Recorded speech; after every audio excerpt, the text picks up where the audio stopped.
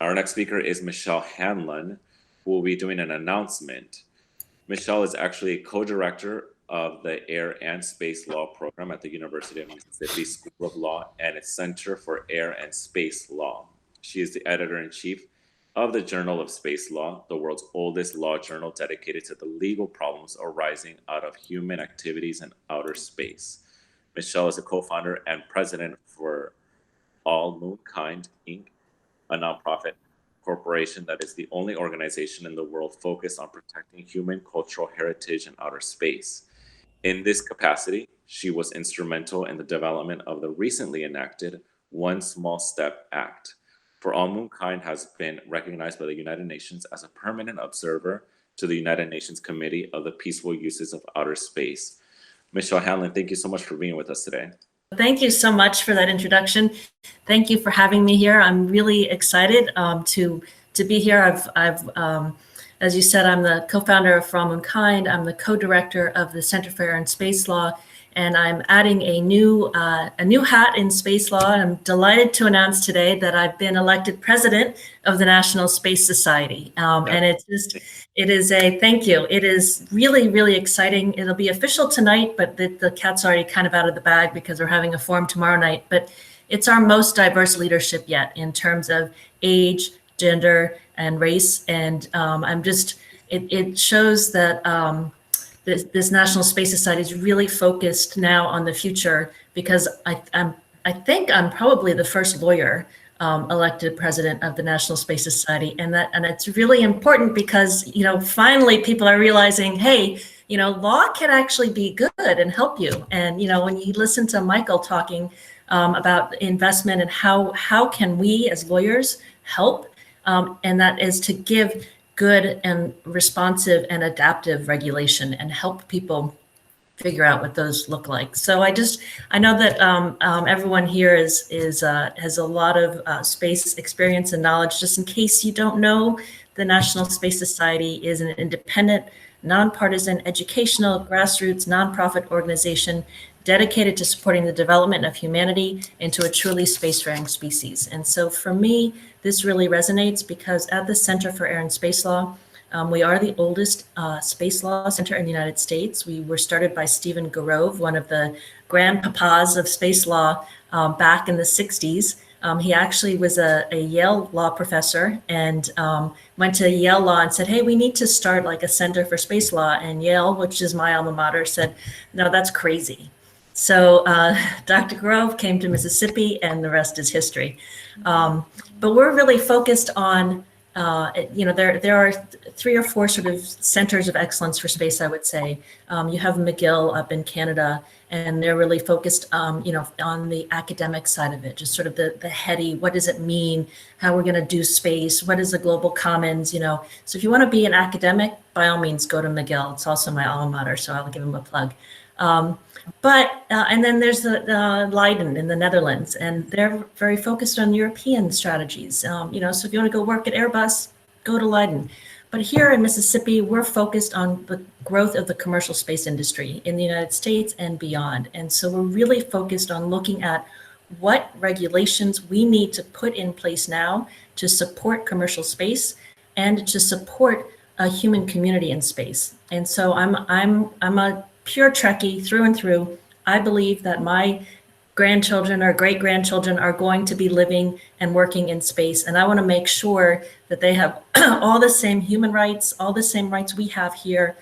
Frankly, the kinds of rights that we have in the United States, and they're not living in a tyranny and so forth. So as part of my announcement, I just wanted to say, I want to talk a little bit about the National Space Society and what direction I hope that it continues to go in. I think there's been an incredible amount of growth.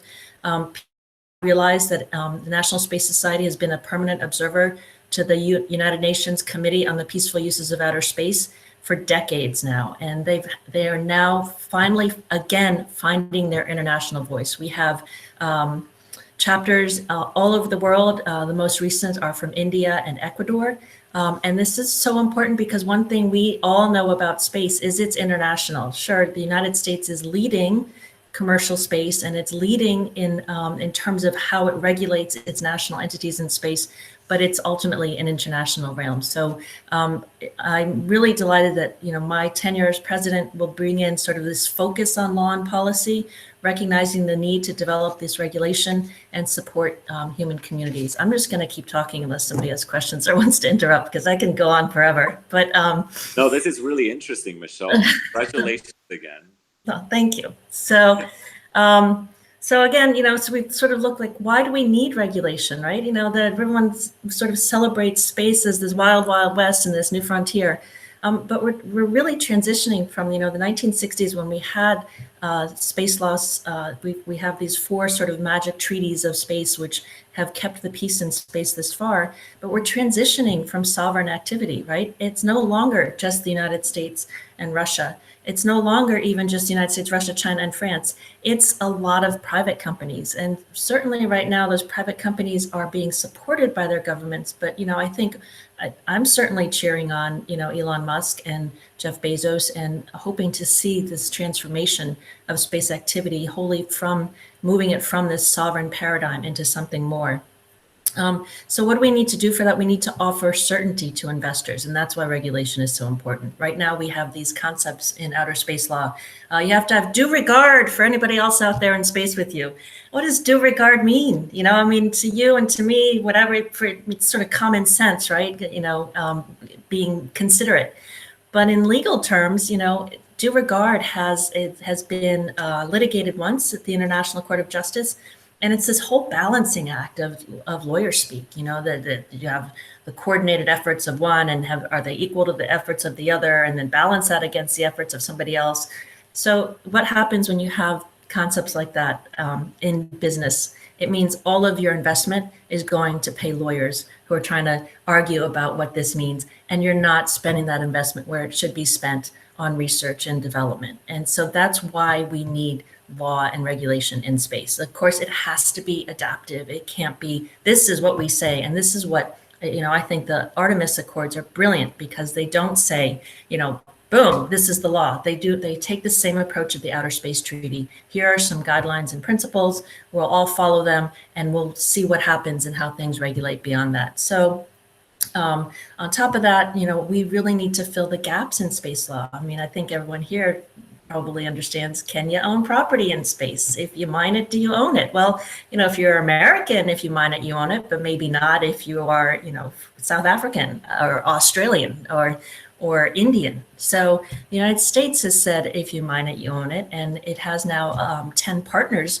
to the Artemis Accords who agree with that assessment. And we have Luxembourg and UAE who have also implemented national laws that say, if you can own and sell and transport and distribute space resources. So these are the kinds of things we really need lawyers to look at. And so I think it's just really exciting that National Space Society sort of took a leap of faith with me and said, okay, well, we'll give this person a try. So so beyond the law, what I really hope to achieve at NSS is education and awareness. So at NSS, I've already created a legal fellows program. So it's an opportunity for JD and LLM students to come and select students to come and actually work with me and the International Committee and our policy committee to prepare position papers, which we are going to present either in writing or orally to the United Nations Committee on the Peaceful Uses of Outer Space. So it's an incredible opportunity. I've talked to so many students who've said to me, yeah, I'm happy to join. You can join NSS. It's pretty cheap. It's like $25 a year, so totally worth it. But I want to actually do something. I don't just want to be a member of something. And so I said, okay, I'm going to have these NSS legal fellows, and I'm also going to increase the size of our international committee and create a student branch of it. And so students are invited to join the international committee and come in and listen and contribute to the conversation. And I'm a true believer in creating as much breadth as possible when we consider how to make laws. And so to me, that means my second year JD student, that person's views are just as interesting and important as Ram Jakku up in McGill, because we need new ideas in space, right? It is the time for newness. It is a time to think outside the box. Terrestrial laws are not going to work in space. It's just too different. So we really need, we can't think, oh, okay, we'll bring the law of the sea treaty to space with us. Oh, we'll bring the World Heritage Convention to space with. No, that's not going to work. Space is something we've never dealt with as humans before. I think the closest analogy we have is to the Polynesians, who way back when were living on islands in the South Pacific, right? And they looked out over this horizon and they didn't see anything beyond it. They had no idea. And you know what? They didn't just sit on their island and say, we're going to stay here and, you know, we're happy here. We have all the food we need. They said, okay, I don't know what's out there, but I'm going. And so they got into their boats and they sailed off over the horizon, and they found other islands that didn't have people on them already. And they populated those islands, and they brought their cultures and their history with them. And so that's what we're looking at in space. And so when people ask me terrestrial models, that's where I go. You know, and all the stuff we have now after the Treaty of Westphalia and, you know, this sovereign stuff, stop. You know, laws are about people, not about states. And so as we become a spacefaring species, we really need to think about how law has to regulate relationships between people, not between states. So let's see. Oh, I need to say also, the National Space Society supports a very robust legislative effort. We call it March Storm. For 2 weeks in March, we go and we meet with as many staffers as possible. So it's coming up in the next 2 weeks. This year, we're supporting the development of LEO by fully funding the LEO commercialization program. We're supporting the development of cislunar space. We're supporting planetary defense, and we're building awareness of space solar power. And that's what we're doing as part of this sort of consortium March Storm effort. We're also going to start talking about, the Alliance for Space Development. Thank you, Michael. There's going to be a meeting about that on Saturday. So if you are interested, we do need constituents to come and join us in those conversations. Because one thing we've learned, and one thing I've learned for sure, I'm going to talk about the One Small Step Act, is having constituents, getting into a staffer's office in the House especially. It just really helps to say, hey, I live right in your backyard in Oxford, Mississippi. Can I speak to you, Congressman Palazzo?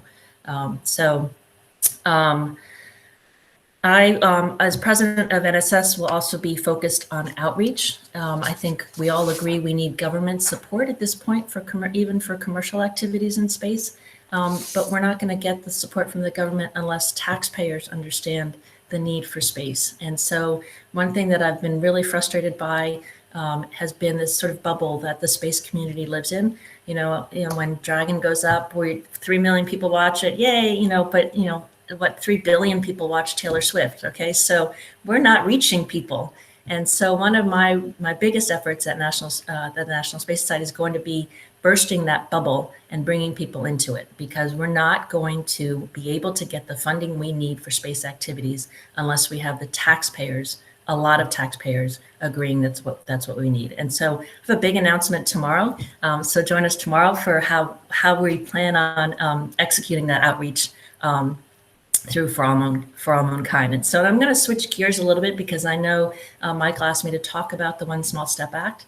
So one of the things that my election as president of NSS also indicates that the National Space Society has embraced my work at my NGO, For All Mankind. When we were formed in 2017, there was a lot of skepticism about us. A lot of people thought we were kind of tree huggers. We were going to sort of ban all development of the moon, and oh no, stop, don't go down that path. And I think we've allayed those fears somewhat, but no, because we are absolutely, wholly, 100%, 200% in the pro-developed moon camp. We want to see mines, we want to see helium-3 powering everything on Earth, so forth. But we also know that we need to protect our history. And so that's what For All Mankind is about. I was asked again by Michael to talk about the One Small Step Act and how we got it passed in 2020, perhaps one of the most contentious years in US politics. So the first thing that I like to say about it and about our work is space is truly nonpartisan. And that is something we in the space industry need to continue to promote and support and make people realize space is nonpartisan. Our bill, the One Small Step Act, was sponsored by Gary Peters from Michigan and Ted Cruz from Texas. Okay, those are pretty opposite ends of the spectrum. It was passed unanimously in the Senate and passed without negative vote in the House. I don't know how it passed on a funny sort of voice vote measure, but nobody disagreed with it. Put it that way. So I think that's the first thing to embrace when we walked into Gary Peters' office was this is something that is nonpartisan. What we're asking is nonpartisan. Michelle, most people on the call don't know what the act is. I need you to give them a background.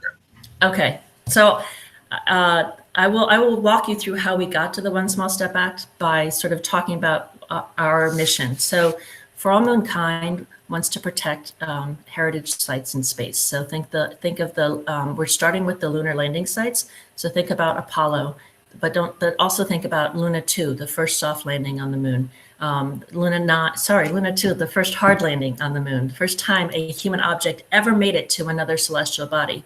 Luna 9, the first soft landing on the moon. Lunokhod 1, the first wheels on the moon. And then, of course, the Apollos. And there's a lot of history out there. So what we looked at was this understanding that heritage falls into the gaps in the Outer Space Treaty. So we have this due regard for others, freedom of exploration and use, peaceful uses of space, but nothing in the Outer Space Treaties talks about protecting history in space. Well, that's not really surprising, right? Because the treaties were negotiated in the 1960s and we really hadn't done much in space at that point. So what we looked at was, okay, and it actually started with Jan Werner, the former now head of the European Space Agency. He was in China trying to, build a cooperative spirit for a moon village. And he was in a press conference and he said, China, we have to join together and get back to the moon, if only to take down those American flags. And I thought, wait a minute. And so little does he know, he was the genesis of For All Mankind. He says he was joking. I'm sure he was, but the flags probably aren't still standing and they're all bleached, and we know that. But the fact is that there are some really important sites. I had a NASA engineer talk to my class yesterday, Ron Creel. He worked on the rovers for 15, 16, and 17. And he was talking about, I don't know if you all remember, PT Scientists, a German company, was going to launch a rover that was going to go around the Apollo 17 site. And Ron Creel just said, that site is sacred. Nobody should be close to that until we understand what the plume effect is, how the dust is going to rise and cover things and so forth. So sacred, I understand, is not a good word to use with archaeologists and anthropologists, but there's something special, right? Nobody wants to go in, and we've actually spoken at the Committee on the Peaceful Uses of Outer Space, and we've presented this idea of protecting the boot prints. And nobody has said to us, that's a really bad idea. Or nobody has said to us, what a waste of time. Everybody, Russia, China, South Africa, Greece thought first, you can't have heritage on the moon. It's only 50 years old because, of course, heritage in Greece means 50,000 years old, whatever. So the delegate was like, no, we got to have a different word. But nobody says that's a bad idea. Everyone just says, oh, that's going to be really hard. And so we said, great, challenge accepted. We will figure out how to make it work. So that's when we started to think about how to strategize. And so our goal is to have a convention on protecting heritage in outer space. And so we think about the UNESCO World Heritage Convention, which protects cultural heritage here on Earth.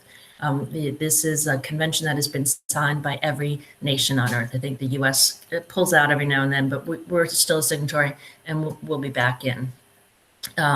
So here on Earth, we recognize that cultural heritage is something important. We recognize that cultural heritage builds kinship among human beings outside of the sovereign boundaries. And so that's something that's really important. That's something we need to take with us into space. So we approached UNESCO and said, let's work together and figure out how to bring the World Heritage Convention into space and protect these sites. And UNESCO said, yeah, that's a great idea, but we have enough trouble with boundaries here on Earth. We are not going to get involved in space. Because why? Because Article 2 of the Outer Space Treaty says no nation may claim territory in space by sovereignty or by any other means. UNESCO World Heritage Convention says you can only nominate a site within your territory. So the World Heritage Convention model does not work in space because it violates the Outer Space Treaty. Because if you can't claim territory in space, how can you nominate territory if it's not yours? And so UNESCO is just like, yeah, we're going to watch you, UNESCO said to us, because we're dealing with this issue with the open seas. We don't know. I think I read somewhere 300,000 or 3 million shipwrecks out in the open seas. But those are heritage of humanity. How do we treat them? How do we deal with them? Nobody can claim them because they're not in their territory. And so that's exactly the kind of thing we're looking at for space. And I think this is the first time we're actually saying, okay, we're going to do something completely different for space that actually is going to apply on Earth. And so, this is starting to show that importance of space and thinking differently in space and how it's going to help us on Earth with respect to heritage and with respect to peace. So it's important to realize we were not the first people ever to think about heritage in space. A bunch of archaeologists started talking about it in 2000. Unfortunately, archaeologists aren't space lawyers, and so their first efforts were to make national parks on the moon. And there were actually several bills introduced in Congress to declare Tranquility Base a national park, or under the purview of the Department of Interior. Flat out violation of the Outer Space Treaty. Those efforts died and they were denounced, abandoned, and so forth. In 2011, NASA, in response to the Google Lunar X Prize, actually convened a team and looked at, recognized, okay, people are going back to the moon, so what should we tell people about these sites? So we recognized, and I think as a result of research done by Michael and his group at ISU, right, this concept that, okay, there's stuff that needs to be protected. So NASA issued guidelines in 2011, guidelines and recommendations, they called them. And they said, please, if you go to the moon, try to stay 2 kilometers away from Apollo 11, because that's kind of special. So we have these guidelines, and Phil Metzger, who is a lunar geologist at ICF, he's studying the plume effect and the effect of regolith on other surfaces. He said those guidelines are supposed to be updated every 3 years. They have not been updated once. But we have these guidelines, which are voluntary and non-binding. They're not binding on U.S. citizens. They're certainly not binding on non-U.S. citizens. And so those were in 2011. We formed in 2017, and our plan was just full court press. Our goal is that convention, and we're going to get it come hell or high water. So we became a permanent observer to the COPUOS. We worked with the Hague Space Resources Working Group, which incidentally embraced the need to protect heritage in space in their guidelines. In 2019, one of our first breakthroughs, the U.S. delegate to the COPUOS agreed to recognize our efforts in the minutes of the COPUOS. And so for the first time, it says, a delegate said that we should think about protecting, sites on the moon like Luna 2 and Apollo 11. So that was the first time it's actually the concept has been introduced into the minutes of the COPUOS. So that was really exciting. At the same time, we were talking to Senator Gary Peters' staff. So we actually, because of my work here at Mississippi, I do a lot of orbital debris remediation and mitigation work. And I'm working now actually with Senator Wicker's office to think about space traffic management and how to jumpstart remediation efforts. But a staffer from Senator Peters' office called and asked to talk about orbital debris. And I couldn't pass up the chance to talk about For All Mankind. And he said, Gary Peters is a huge space nerd. And he thought that, wow, they wanted to support For All Mankind and do something. And so they asked me, what could we do at a national level to support you? And I said, easy. I said, let's make those NASA guidelines binding and enforceable on national players. So if you want to get a license to launch, if you want to get a payload license, whether for FCC or wherever it's going to be when we do payload to the moon, you have to agree to abide by the NASA guidelines. And so I worked with Senator Peter's staff, and we drafted the One Small Step to Protect Human Heritage in Outer Space Act. And so that's what that act does. As originally drafted, that act, all it said was, if you are going to get a license from the United States, as part of that license, you will agree to abide by these voluntary guidelines put out by NASA in 2011. It didn't cost any money, right? The only thing it did was it put a burden on national commercial interests, right? Because we are, again, burdening our own people in a way that other people from other countries are not burdened. And so we had to think about the cost of that, right? So in our view, the guidelines were probably going to be followed anyway. And so we weren't really adding that much more to it. But what we were able to say, and what was really important, and I think one of the reasons we were able to get support from Senator Cruz was America first. America has the most robust regulatory regime for space activities. We have led the way on everything from space traffic management to orbital debris, to space weather, to planetary protection. And so this is another way for the United States to take the lead, to show the world that we are willing. It is so important. Our cultural heritage, our universal heritage is so important that we are going to protect it by making our people by restricting the activities of our nationals. So that was the genesis of the One Small Step Act. Again, it passed unanimously in the Senate in July 2019, right around the 50th anniversary of Apollo 11. And then crickets. Then it went to the House, and it was like, ooh, hello. And this is where we were talking, and this is why the Alliance for Space Development is so important, because the House representatives all have districts, and they win their districts by sometimes very thin margins, and so they're going to listen to their constituents. So we found as many constituents as we could in the districts of the members of the subcommittee on space. So led by at that time Kendra Horn and Bruce Babin, and we had them calling and emailing, talking to staff. We had staff leaving leaflets once a month. We just walked through the House side and targeted all of the Space Committee and Transportation Committee. We left leaflets once a month. So we have what's incredible about From Womankind is that it's entirely volunteer. There's not one person on a payroll. There's not one consultant getting paid. So these are people who are just passionate about space, students and professionals. And so that's what we did. We just peppered the House, and then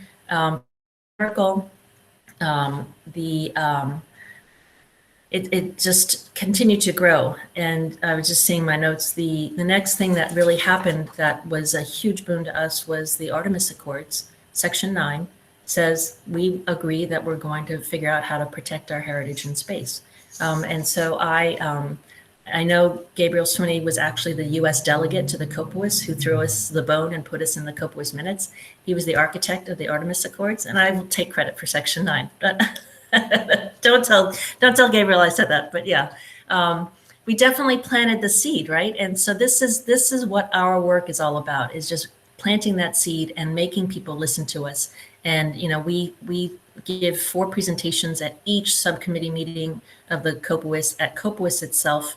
But I think that also helped along and having that international focus as well. Unbeknownst to us, probably sometime this year, there were serious concerns raised. We understand they're from the Commercial Space Federation. I don't know that for a fact, but that was what was intimated to me. So the bill got tremendously watered down. We were not involved in the redrafting. I think Representatives Babin and Horn managed that. But what happened was, instead of saying anybody who gets a license from the United States has to abide by the guidelines, it changed to the if you are going to contract with NASA, you have to abide by the guidelines. So in the short term, it works because we don't have any commercial entities going to the moon without NASA. But that's pretty benign and watered down, right?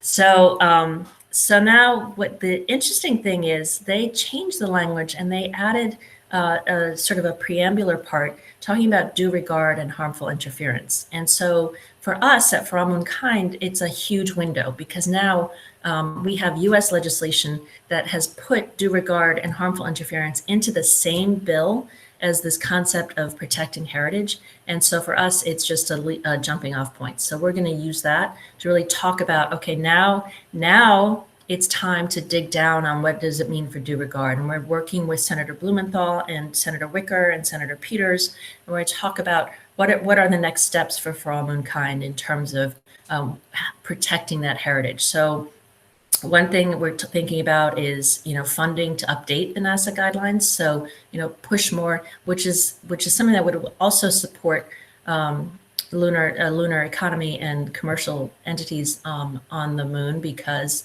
understanding the plume effect is going to help operative, mining operations and so forth, as well as protect heritage. We're working on maybe getting a sense of the Senate to negotiate an international agreement on the protection of heritage in outer space, and sort of looking at, do we do that through appropriations? Do we do that, do we do it through state? So we're looking into that. We're trying to identify sort of conservation-minded senators to bring a terrestrial hook into it and say, look, we protect Plymouth Rock. Why don't we figure out how to make more binding and stronger regulations to protect the boot prints?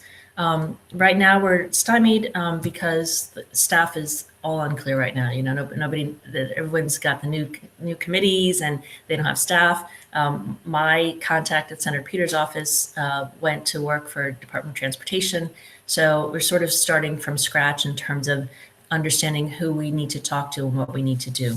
But I would say, just from my experience and, talking about the One Small Step Act and how to get legislation through is really to focus on the fact that space is nonpartisan, to focus on the fact that it's a leadership position. And I know in the past administration that became sort of a bad word, but it's not. The US has always been a leader in space, in the regulation of its own nationals in space. We are a responsible space actor. And that's really important, and that's really, really fundamental.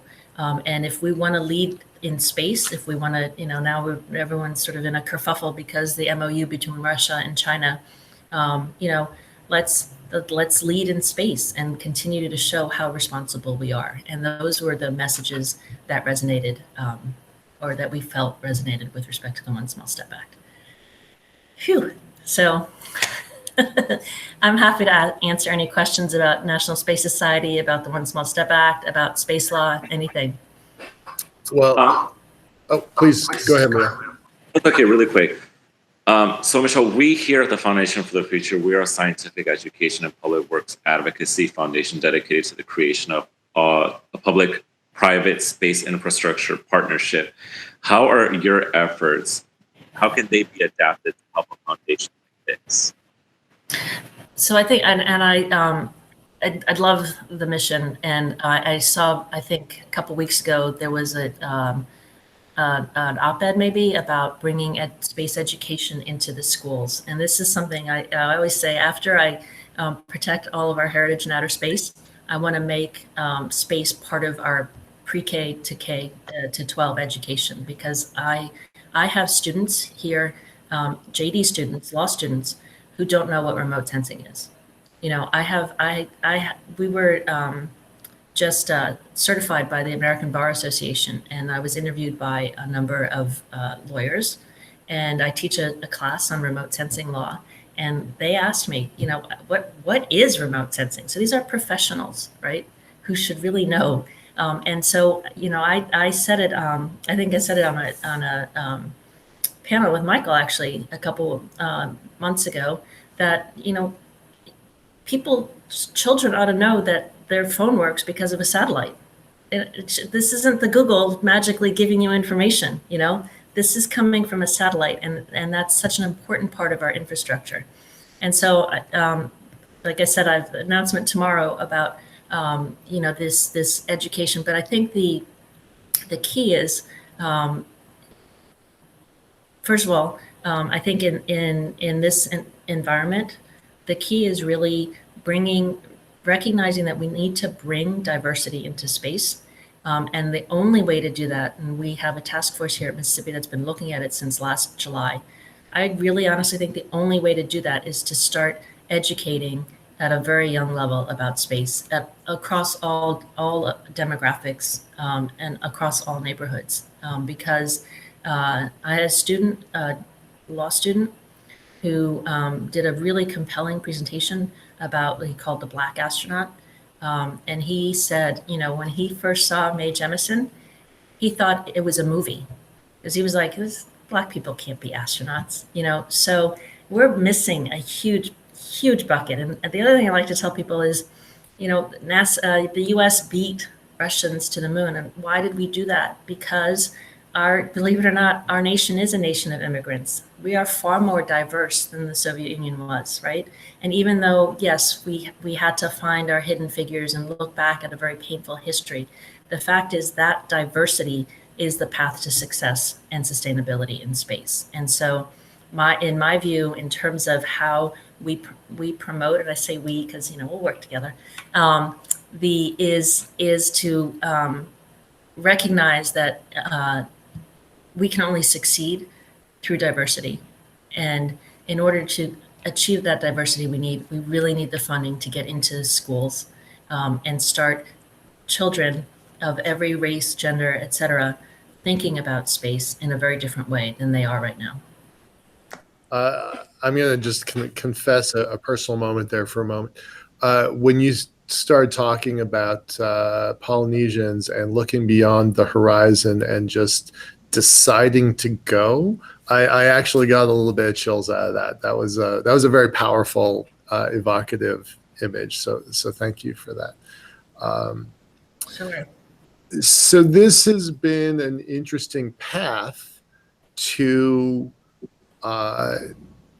get you to that act, to get the act, you know, crossed over the finish line on New Year's Eve, which I think is also somewhat symbolic. But I also want to bring it back, you know, something you and I had a conversation about 2 weeks ago, was that you started down this path because of your son. Describe a little bit about that path, that conversation, and how that led to both NSS and For All Mankind. So thank you. And I'm saying that because David in the chat, he's talking about working with students ages 16 to 24. So I really like his comment made me think about that. So that's the setup. Well, and it's also very apropos of this week, what's being discussed. But my son introduced me to the concept of space elevators. So he was very young, and he always pulled the books out of the library about, you know, things way beyond his means. But he first started talking about space elevators with me, and I think he was 4 or 5. And I sort of, at that point, I was an M&A attorney, and I was just like, okay, honey, that sounds great. Little did I know, you know, wow. So when he was 11, my son said to me, you know what, Mom, you're a pretty good lawyer, right? And I said, I like to think so. He said, I want to mine asteroids when I grow up. I just read Virgil Pop's book, which says, you know, we haven't figured out that property thing yet. So can you figure that out in time for me to actually have a successful asteroid mining company? And that is why I became a space lawyer. I went back to school and got my LLM in space law and figured I'm going to bring to the conversation what academics don't have, and that's sort of that M&A background and commercial background. And so thankfully, my son is now in the Navy, and he has 2 more years to go before he's out and can start his asteroid mining company. But that is why I got into space law, because, you know, and again, why I'm really focused on the regulation of space law, because I don't think we need to pay lawyers to fight this. I think we need to pay lawyers to figure it out before we have the fight start. Very neat. Very neat. Leo, over to you. Yeah, I just have another question. How does this help? How does this help Space Force with its mission, or otherwise enable U.S. national security? So the One Small Step Act, or just sort of space policy, Yes. space law, the One Small Step Act. That we can't take some of the laws that we have here to outer space. They won't mesh correctly. That's right. So how does the One Small Step Act help national security? So we believe that preservation is the path to peace in space.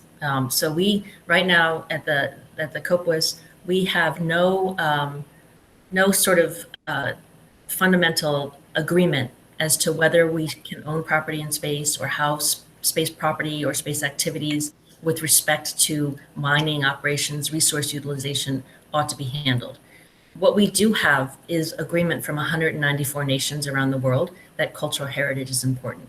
So we believe that our platform, protecting cultural heritage, can be the starting point for true and rational and reasonable and efficient. I'm thinking of efficacy, but I can't think of whatever it's supposed to be. But so if we can get everybody to the table and agree, okay, and this is actually what we're going to the COPUOS this year with. The first meeting is in April. Let's agree that there are certain sites in space that are special, and that they ought to have some sort of let's agree on an international level that you shouldn't go within a kilometer of Luna 2 or probably nothing left of that, but Luna 9 or the Lunacods or Apollos until we understand better about the plume effect. And so if we can get an international agreement that says, okay, these special sites are going to have these special safety zones, then we can start talking about other safety zones, right? And so that's how we are supporting national security and international policy, by bringing everybody to the table. We talk about these zones, then we start talking about other zones. We start talking about what it means to deconflict activities, and we really help to implement all of the really great ideas in the Artemis Accords.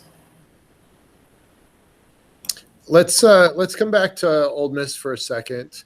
And you compared it to McGill, you compared it to Leiden as leading legal space law institutions.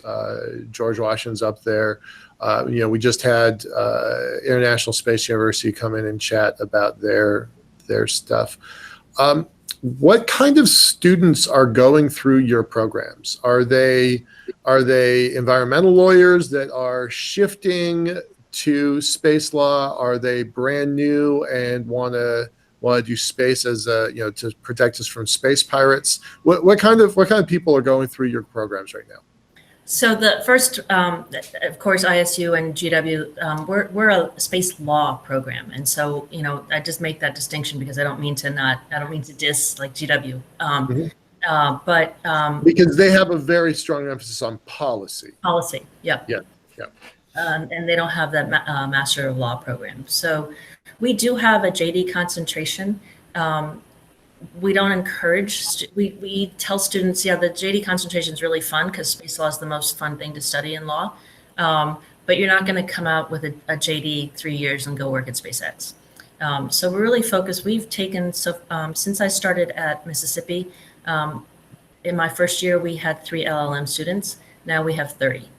And what we're getting are people in aviation who have always kind of liked space and now are thinking, oh, well, maybe I can use, most of our LM students are 4 or 5 years out. Some are 25 years out, and they're just sort of seeing a moment where they can shift. And so what we tell the LLM students is that all the law we do on Earth needs to be in space. And so we're getting everything. We've got labor lawyers coming in. and just wanting to know about space law. We've got, I mean, by far right now, the biggest sort of, if you were to group people, the most we have are former military aviators. For some reason, that's a big draw. We're a big draw for them. And that's, you know, that's to say of the 30, I think we have 5. But for 30 people, that's quite a lot. Yeah. So I think Space Force actually, you know, probably was an impetus for that. But yeah, the other thing is it's a remarkably diverse class. We have people who work at Apple coming in. You know, it's just people who are finally giving in, like I did, to that inner nerd. Right? And they're like, "Hey, I've done this for 5 years. Now I can apply it to space. Cool." So yeah, really, airport administrators is another one. Airport lawyers. But yeah, and we haven't gotten environmentalists so much. We have a couple who are focused on human rights. But yeah, and we haven't gotten a big interest in the human rights in terms of using remote sensing to promote human rights, as well as, you know, promoting human rights in space. One of the people on the call is from Peru, and their national program is specifically targeting their remote sensing program is, you know, evaluating the forests, evaluating poaching, evaluating, you know, land usage for their citizenry. So that makes a lot of sense. We're gonna shift away. Looking forward to you coming back tomorrow for your other big announcement. Congratulations on National Space Society. That's a huge, huge step for everybody. Because you just literally told me a moment ago that some of your students are coming from Air Force and Space Force, I want to point out that the Foundation for the Future has a really strong alliance with the Space Force Association. So maybe there's a feeder program there that we can help you with. So, all right. I'm out. Thank you for joining us today. We're looking forward to your next announcement tomorrow. I'm turning this back over to Leo. Thanks a lot, Michelle. Appreciate it.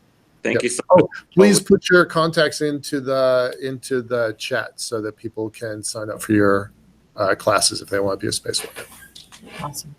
Thanks. Thank you, Michelle. We look forward to seeing you tomorrow, and thank you so much, Michael.